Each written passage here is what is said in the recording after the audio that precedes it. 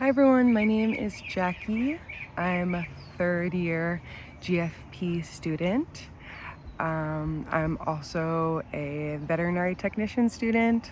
I'll be finished with that this month, actually, and I'll be finished with my master's at the end of the year. So really excited. It's been a crazy few years, but I'm looking forward to getting my career started and feeling empowered by all the learnings. Especially through Project Dragonfly. It has really helped me in my aspirations to make an impact in rhino conservation, particularly in Southern Africa. If you guys are familiar with Dr. Laurie Marker, I want to be the Laurie Marker of rhino conservation. And so I've focused my master plan on rhino conservation, all about rhino conservation, but in particular, rhino orphanage care, or rhino orphanage rewilding, enrichment practices, anti-poaching strategies, and most recently, I've actually found a passion in community-based conservation. It was actually why I joined Project Dragonfly, or applied to Project Dragonfly in the first place.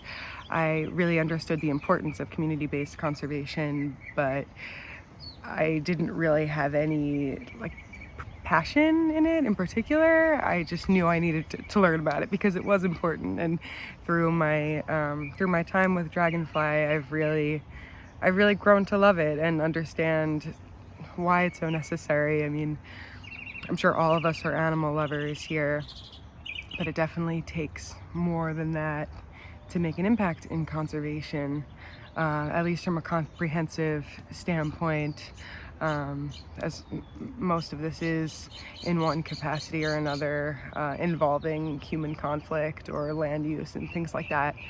And that's what really fascinated me so much with the Kenya program.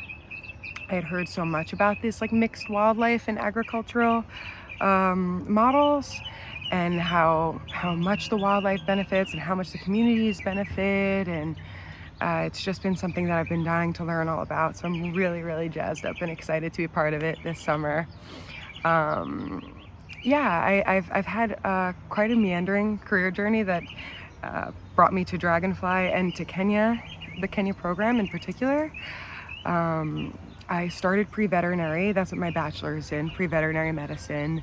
And I just, basically my sort of time exploring the veterinary field, I realized that I'm just much more interested in behavior and ecology and conservation ultimately. So I started right after my bachelor's shadowing a wildlife vet in South Africa.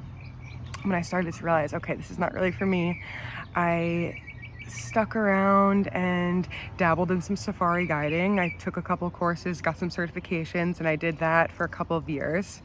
And that was what led me to conservation, as you could imagine, because you have find this heaven on earth, and you're showing all these people all about it, and it's all just light and fun and beautiful times, and then it's shattered with poaching and all sorts of community dynamics. I mean, in South Africa in particular, there's so much racism, and how that feeds into the conservation dynamics, and it's just like, wow, this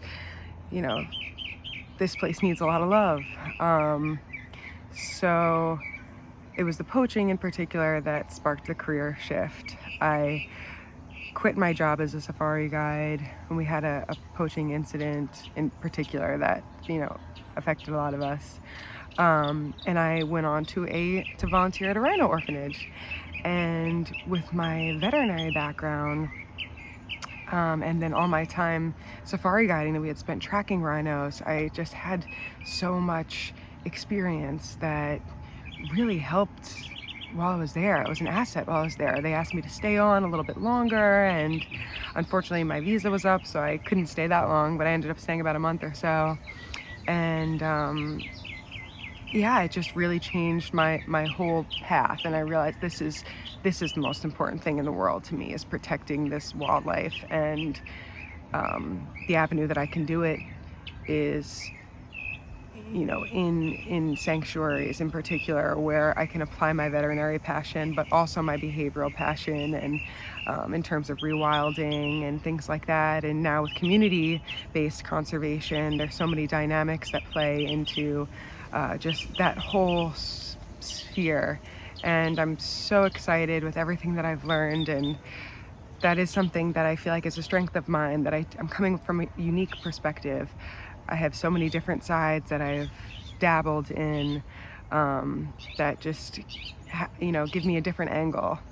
And I'm really excited to use that, and I feel empowered to use that. And just to be a part of this network, I have been blown away by just the support and inspiration that I've received from my exchange with my peers through Dragonfly, and I'm really excited to just continue that with you guys.